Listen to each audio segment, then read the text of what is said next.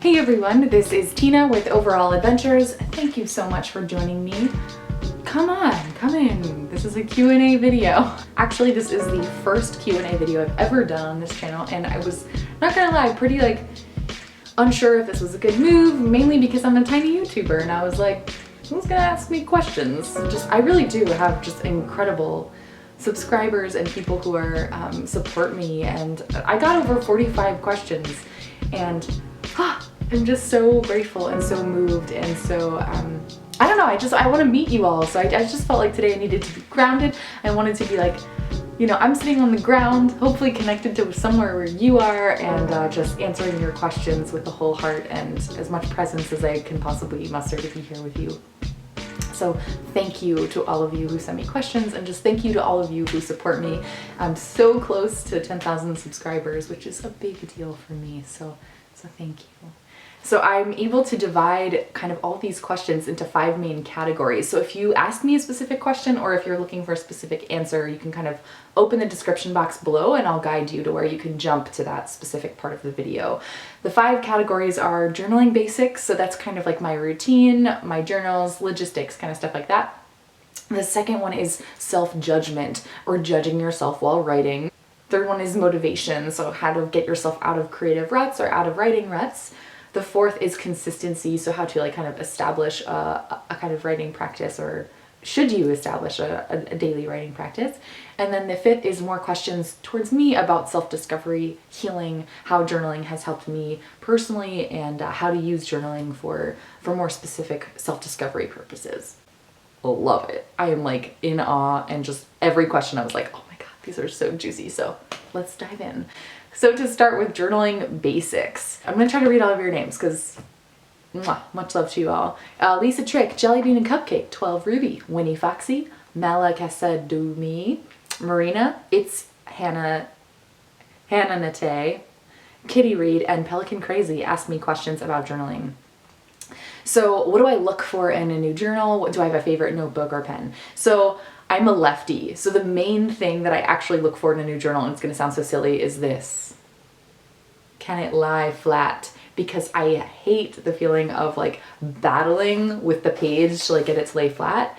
I also have like slight carpal tunnel or beginnings of carpal tunnel in both of my wrists, so my hands get really sensitive to writing so much, and I need to not fight the notebook, as I like to call it with myself. So for example, someone gifted me this journal, and I love it. It's from Africa and it's beautiful, but look at this. Like it's gonna want to just stay closed. So I'm gonna see if I can like fight with it and like really break it in with all these pages, but I don't know. If I can't do it, I probably wind up giving it away, just because I will have to it'll always be working on my hand, and that's a little rough for me. That's the main thing I look for in a journal though. I don't really have a favorite. I like lecturums for bullet journaling. I also like them for regular journaling too, but the dot grids are really tiny, so you have to write really small. Most of my journals come to me as gifts, or as I find them in thrift shops. Like I found this journal at a thrift shop. This is the next one I'll be using. I'm also gonna have to break this baby in, but I do feel that I can break the binding a little bit better. The main thing I look for in a new journal is change, is difference. I like supporting small artists. I like supporting people on Etsy. I like supporting smaller companies, recycled handmade materials. I am a little bit of a paper snob. So I won't ever probably go back to buying journals at Marshall's, which is where I used to get, or TJ Maxx, kind of places like that, where I used to get most of my journals. But I also found that that paper quality decreased. It used to be better when I was younger. So I definitely look for paper, but the main thing is, can it lie flat? That's probably the first thing I look for, which is really weird. I don't have a preference as to dot or lines or blank.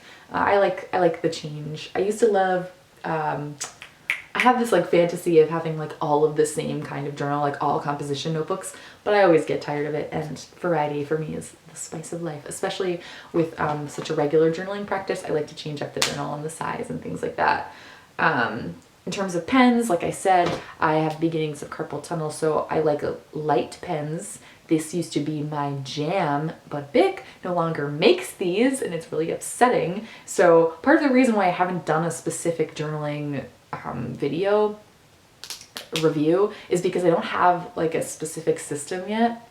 But this used to be my jam. They don't make them anymore. When they changed it, so it's not like, it wasn't clear. Now it's like a gray, and the ink is totally different. They definitely cheapen out, because here you can see when your ink is coming down, and now you can't, and the ink is super blotchy. So I'm more into this. This is one of the last ones I have, and it's blue. I used to only write in blue ink.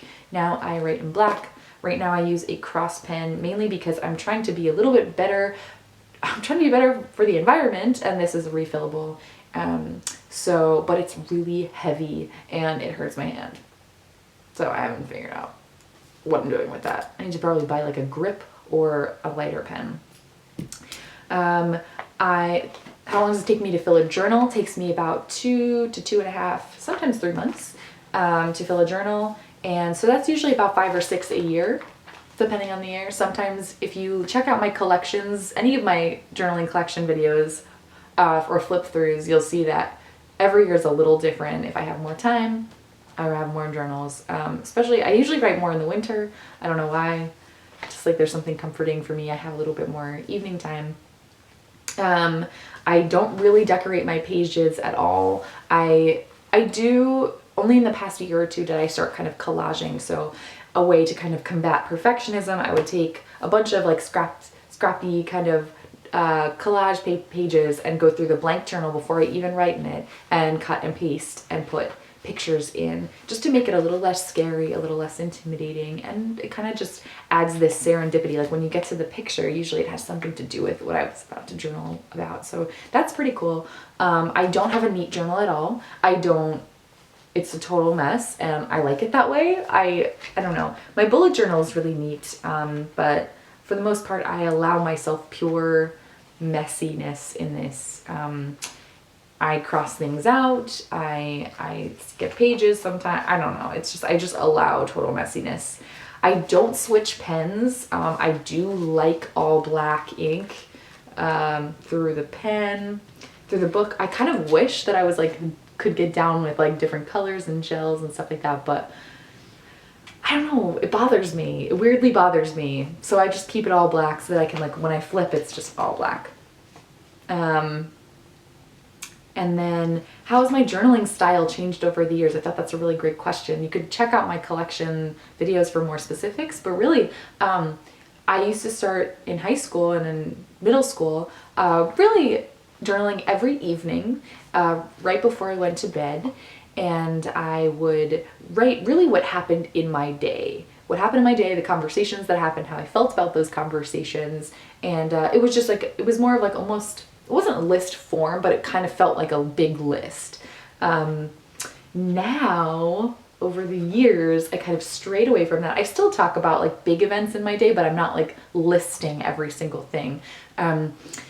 I make more connections, I guess. I'm like trying to kind of make through lines of like, oh, here's a theme, or here's a topic that's been coming up for me.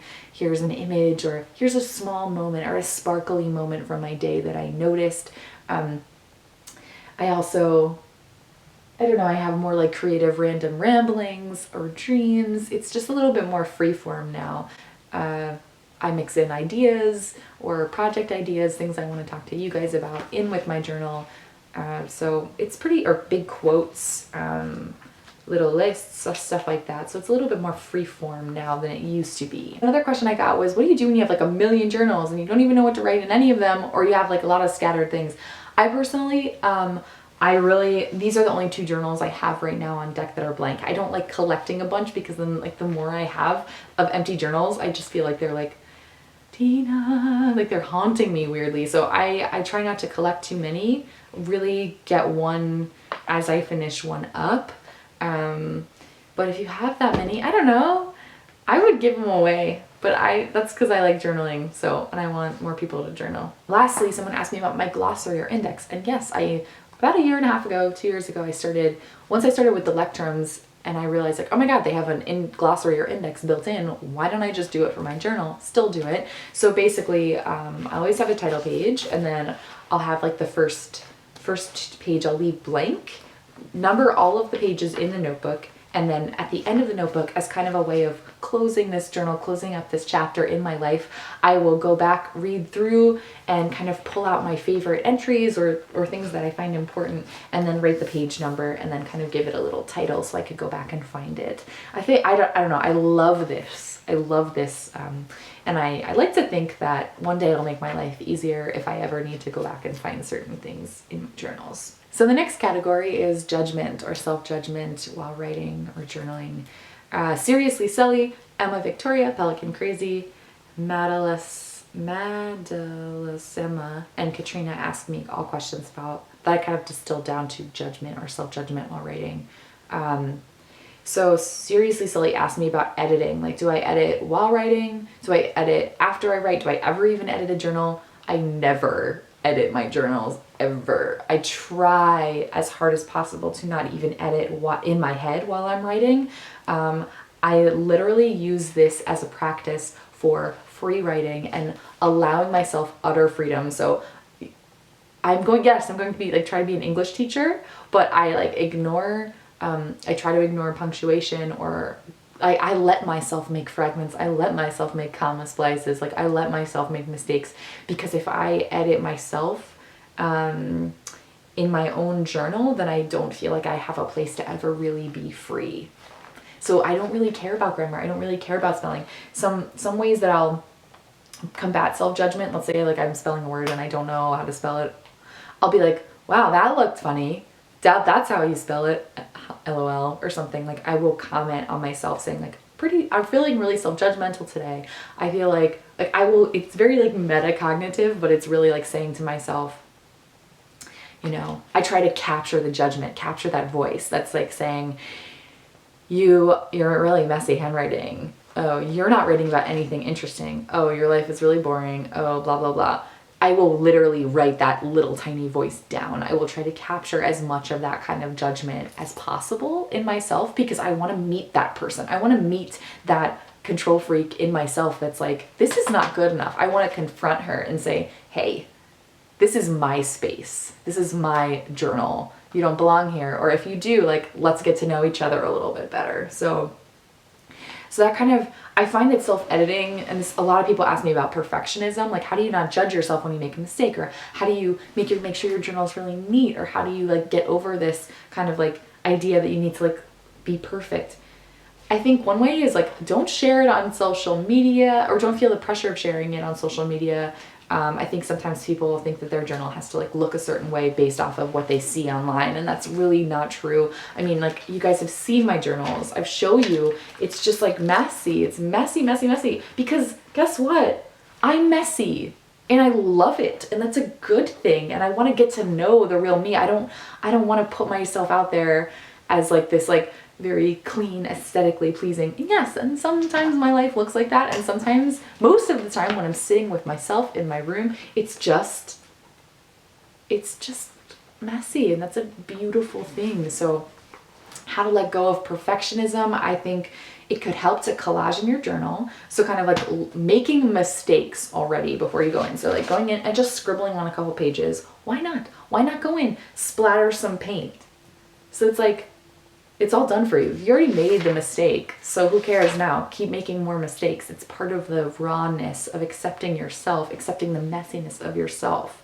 A journal is a place where you can practice that, and you don't have to put on a show for anyone in your journal. And someone asked me like, what would if I could tell you guys something not to do while journaling, it would probably be this like perfectionism, self-judgment thing. But obviously that's not possible, because I still, even after whatever, how many years now of journaling, 13, 14 years of journaling, I still judge myself while writing.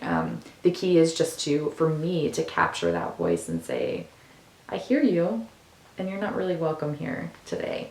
And a lot of people talked about not feeling creative or confident, and like how to get more confident in your own journaling, your own writing, your own art. And honestly, the answer is not a glamorous one. It's just keep showing up for yourself. It's not even showing up to write. It's showing up for you, saying that you are worthy of making. You are worthy of exploring yourself. You are worthy of breaking down that perfection. You are worthy of being a hot mess. if that's, you are allowed to be that way, and you are allowed to be in that way in this journal where no one is going to see, and that is okay. Oh, one girl said she wanted to write love letters to herself like I did, and she feels like shame and some of the things that she's done. So I would say start small. Always start small with journaling or any kind of creative project. You don't have to like jump into writing a novel right away, you know. Start small, one day at a time, one entry at a time. And just allow yourself to have a process. It is a process. This isn't like this isn't instant gratification where you get X amount of likes every time you post a thing or X amount of views. It's just with you and yourself. So there is a journey that is going to happen there.